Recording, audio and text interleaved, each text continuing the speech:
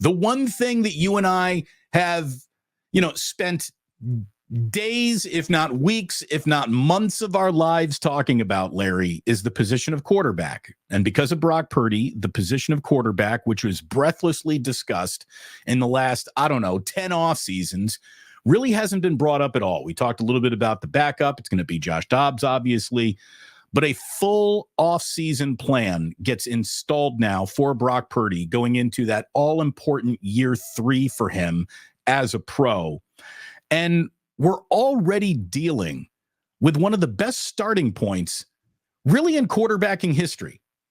Like you cannot be a fan of Brock, whatever makes you not the fan of Brock, that's all you want. In a results-driven business, the results Brock Purdy has had in his first couple of seasons as a quarterback stand shoulder to shoulder with the greatest quarterbacks of all time. We are not saying Brock is about to be one of the greatest quarterbacks of all time, but his starting point has been extraordinary, Larry. So, real open-ended question. Where do you think it goes in year 3? What do you think year 3 is about to look like? What do you think will be the merits that will be easy to see? What do you think are the demerits that could creep up and throw the year off kilter? Well, I mean, it's just about repping it at this point, just getting more reps, more mental reps, more physical reps, and, in making yourself a little bit better every day. Now, how does he do that? There was an NFL analyst that basically said that I can't say enough that Brock Purdy has so much more potential left to unlock. He's already a superstar, but he's nowhere close to his ceiling. If he ends up reaching his ceiling, Hall of Fame is the least of the accolades that he has the talent and ability to achieve. Who said that? That's one NFL scout recently told NFL Analysis Network that Purdy, he thinks, is going to be, Hall of Famer. Okay. I don't know. I don't know where it's going to go.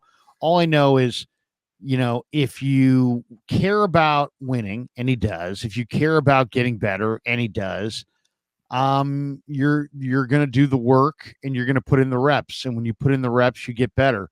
You're mentally a little quicker. But I think what the fans are going to notice is I think when you see him in camp, you're going to see a guy who's a little bit more sudden. So what I mean by that is he's just a little quicker, a little faster, a little stronger. There's a little bit more oomph on his passes. There's just a little bit more juice all around to the athlete. I mean, that's typically what you see. Quarterbacks, including every position included, but quarterbacks are right in that category as well. Just, what do you get from a third-year player that you don't get from a first-year player? You get a little bit more strength, quickness, speed, and then knowing. You get 3 years. You get 3 years in an NFL weight room. You get 3 years with an NFL training staff. Right. You get 3 years of knowing the nutrition you have to be fueling yourself with to get your best results. You've learned or are very much learning the league.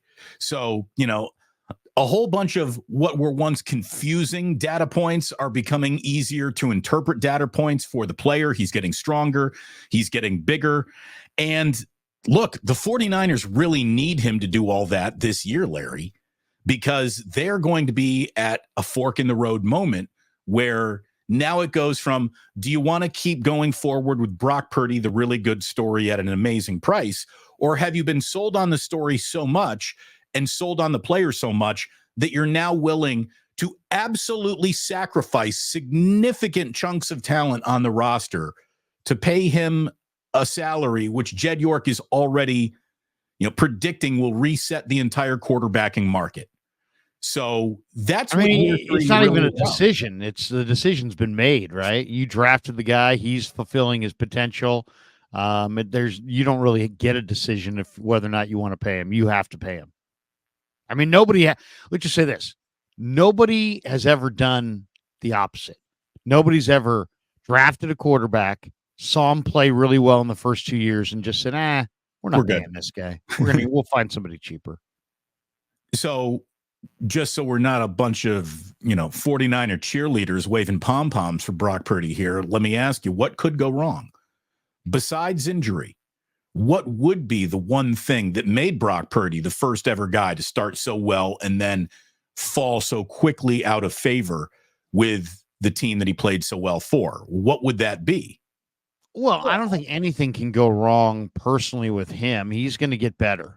He's going to get better. All players get better. I don't think they're examples of guys. And then they came in that first 2 years, they were great. And then after that, they went crashing down. Now, there are quarterbacks, veteran quarterbacks, that started hot and cooled off. But as far as rookie quarterbacks that came in, played well, you're going to be digging a long time before you're going to find the rookie quarterback came in, played well, and then just evaporated. But what could go wrong is that in paying him 40 times, 45 times, 50 times what he's making, your overall team could suffer. And I think that's the number one target of the offseason for Shanahan and Lynch, is figure out how to get this thing structured so that you can now pay your quarterback appropriately and still have depth, still have talent, and still have a Super Bowl contending roster. And it's much more difficult to do than people think. It's a balancing act. It's a balancing act. And it's like, it's a hard cap. So you have somewhere you're going to have to come up with $40 to $45 million worth of contracts, and replace them with younger, cheaper guys across the board, and not lose a step. That's gonna be hard to do. So the Brock Purdy detractors out there in the media, and there's plenty of them, they're high profile, have been insisting that Brock's success is predicated on the coach, which I think we both are in agreement isn't going to be going anywhere, and the talent around him. And once the talent around him starts to be dispersed based on his new, salary, that's when the reality is going to smack the 49ers and people who believe that this fits and works right in the face. That Brock really is more of a product of the system he's in and the talent around him than his own natural ability to be the follow me, I know the way quarterback that everyone envisions their star franchise quarterback being. I don't necessarily agree with it, but I'm going to say I won't declare anybody totally wrong until we actually see it.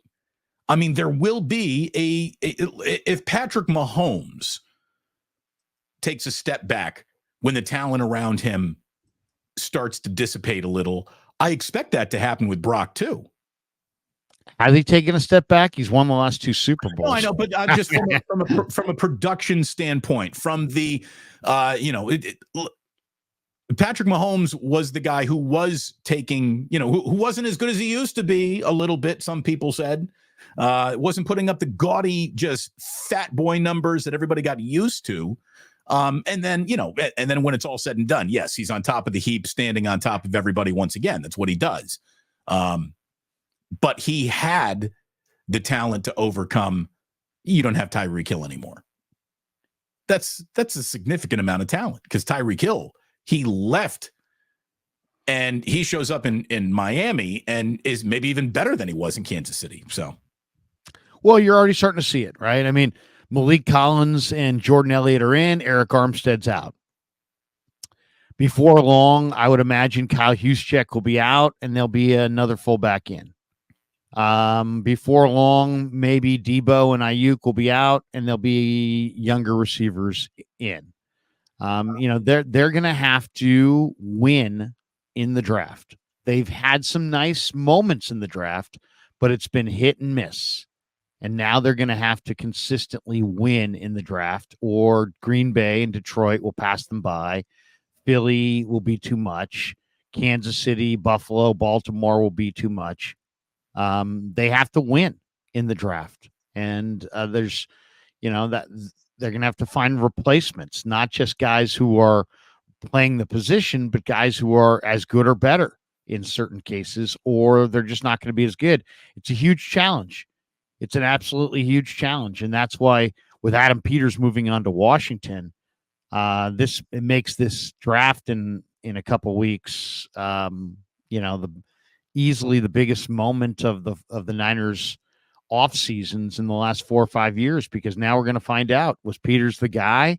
Is Lynch the guy? Can the Niners replenish their talent? Because if they swing and miss in the first and second round, they will fall short of their goal in the Super Bowl. I mean, and if they hit it out of the park in the first and second round and really start to, accumulate some big time talent, then they're going to ascend and get that ring. So these drafts are vitally important to the 49ers pursuit of a sixth Lombardi.